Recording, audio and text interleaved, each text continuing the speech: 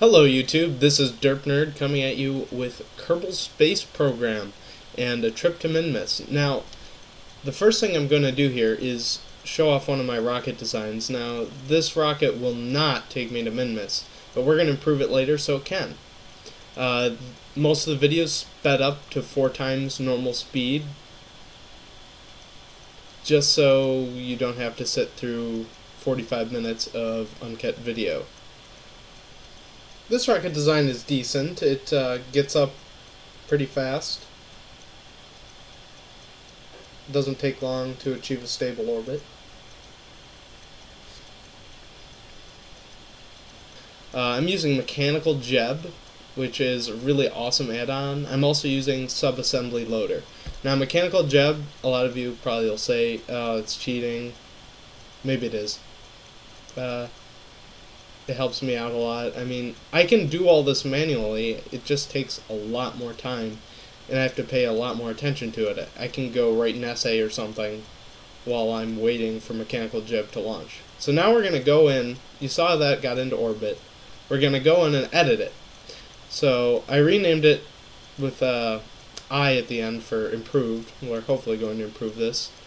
And we're going to add some decouplers so we can get more delta V out of our rocket.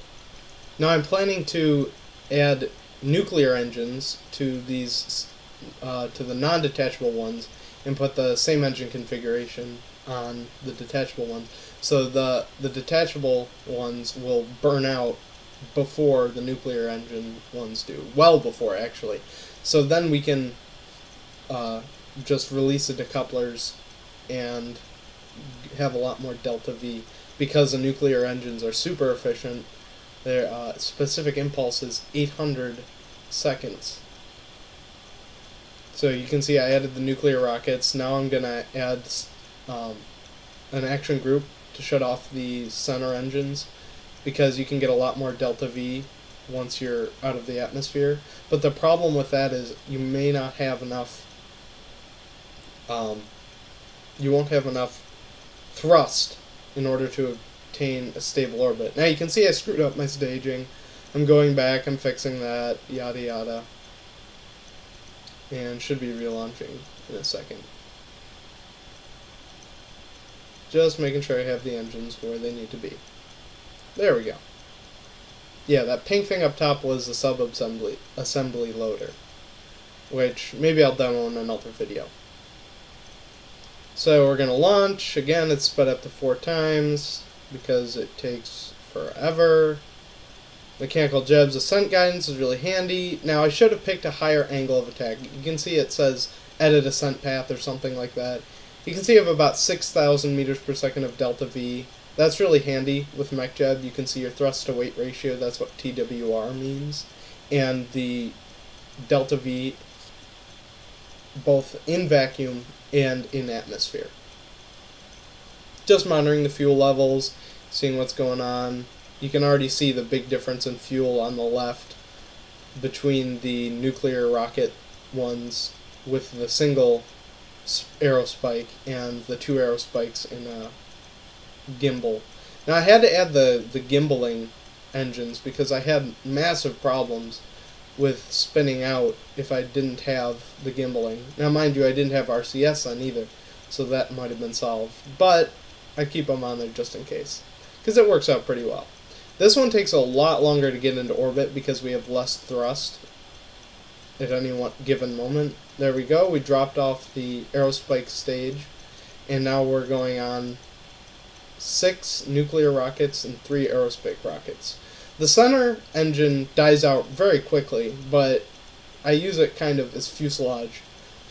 I guess I could probably get more delta V out of it if I at least dumped the engine, the rocket engine, off the back, but meh. So just burning up to an orbit. You notice the orbit for this one's a lot lower. The orbit for the other one was 140 kilometers. This one I bring down to 90 because it's a lot easier to obtain a 90 kilometer orbit. Not a ton less delta V, but the reason I have it is it's 80, not 90. Well, the reason I have it do that is because Okay, the atmosphere ends roughly around 70,000 meters, or 70 kilometers. That gives me about 10 kilometers of burning that I can do above atmosphere, which lets my nuclear engines do most of the work. So I turn off my aerospike because I realize, hey, I can get this done super efficiently, and I have a lot of delta V left. I have enough delta V to go to the moon, but I wanted to go to Minmus. Minmus was the choice because I didn't put landing gear on this, and I don't think the nuclear rocket engines are that capable of being landed upon, and there's a lot less gravity on Minmus. So I guess I could have picked the moon, but you know. So we're doing a plane change right now because I tried to do Holman transfer to Minmus and I realized, oh, there's no intersect. What's going on? Oh yes, Minmus is on a different plane. So we plane change, and now we set up our Holman transfer, and I tweak the delta V a little bit so that we don't hit the planet, because I want to be able to orbit and pick where I want to land instead of just being arbitrarily thrown a random spot. So doing our burn, now this burn takes forever. This is sped up, plus, you're just sitting there forever. Because the nuclear rockets have a maximum thrust of 60 kilonewtons, but, they're really efficient. I have a terrible thrust to weight ratio, but I have a lot of delta V because I don't have to worry about carrying around inefficient engines that can't burn fuel efficiently. So we should be down to 1700 meters per second roughly once this burn is over. That's pretty good.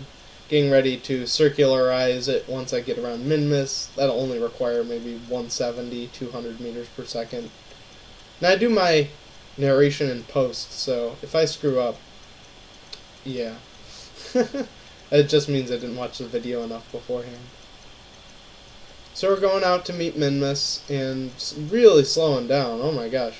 But there we go. So now we set up our circularization fairly high up, but we can fix that. That won't require much. Mechanical jet do its thing.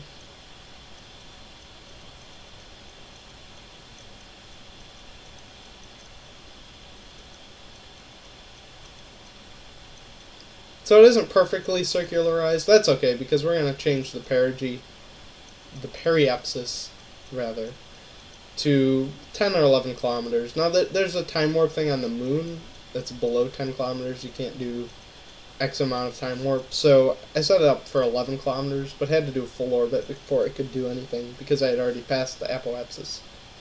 So now we're burning down our periapsis, and then we're going to burn down our apoapsis to make it basically circularize it again. But, I didn't use a circularize button. Oh well. Get all set up, and burn again any second now. There we go. Doesn't require much delta V. And the best place to land is on that lake bed because it's fairly close to sea level, and MechJeb's auto landing, it's nice, but it has a lot of glitches. You'll notice that I overrode the coordinates I picked and rounded them up to the nearest minute, I believe, because if you go to decimal places, once you get down, it will be a couple meters above the surface and then try and tilt a little way, and it'll start falling over because this rocket is so big. I've landed similar rockets on Duna and Ike. Now, maybe I'll do that again in another video. So, landing with mechanical jeb also takes a while because you don't really know what it's doing. It doesn't time warp all the time. There's a weird torque at this time. You saw how that went sideways until I turned on RCS. Not quite sure what was going on there, so I locked the gimbal on half the engines. So we're coming down, and I manually time warp it, and we just wait till kind of the last second. It's still not firing off, so I'm like, okay, I'll just follow it down.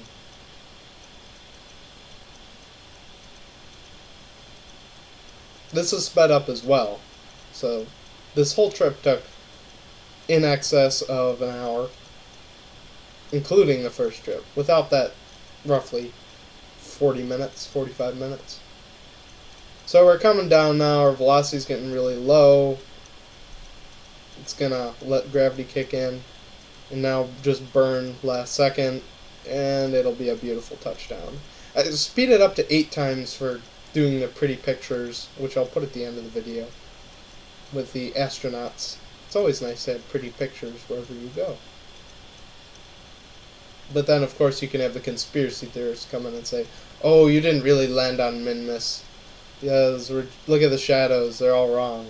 Now, the astronauts like to goof around, so they did a little stack there. And, yeah. Well, that's not part of the picture. Now they have to all face the camera and smile. Well, they don't really smile that well. Couple pictures, and now back into the pod. Bum-ba-da. Yeah. And we're going to lift off again with ascent guidance. We'll slow back down. Time acceleration.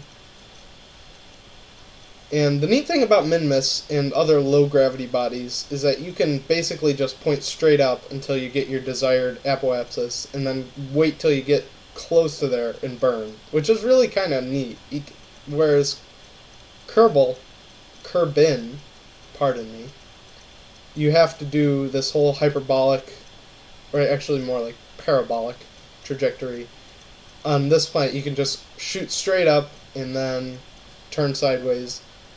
And I don't know if it's more efficient. I think it is, but I wouldn't bet on it. Now we're doing our escape burn. I used return to Earth. Well, sorry, kerbin yet again. And notice I set it to 50 kilometers, and it gave me a 200 kilometer periapsis. So I changed that. It's not hard to do. You just do a retrograde burn, and we'll be fine. We come down 50 kilometers. Come down to here, and we're not perfectly 90 degrees or anything, but now this was interesting. I slowed it down because of the beautiful re-entry effects. I gotta say, I love the re-entry effects. What was interesting was, even with this 2 times time acceleration, it still doesn't oscillate that much. It's probably because it's so massive. But secondly, it takes forever to lose all of my velocity. I mean, we came in at around 3,200 meters per second, but we're still above 2,000 meters per second, and we're at 29 kilometers, so there's significant air resistance. I could have pulled up mechanical jet, and it would have told me, oh, you have X amount of millimeters per second or meters per second of air resistance. I was aiming for land, but yeah, because it took so long to bleed off the velocity, it's water. I popped the parachutes because I don't think I have enough fuel to land properly, and you'll see I'm quite wrong. Because I turn on the landing guidance, and the parachutes cause it to detach. Now what's interesting is it comes back up, showing me, oh, I had plenty of fuel to stop. But it starts shooting sideways, and I guess that's a good way to dispose of it. I don't have to worry about the debris. It's going to land in the ocean anyway. So we'll just watch it flying off into the opposite direction of the sun, but it's a sunset, so it looks pretty. And it's going to hit the water, and I switch back and forth, so hopefully you guys don't get dizzy.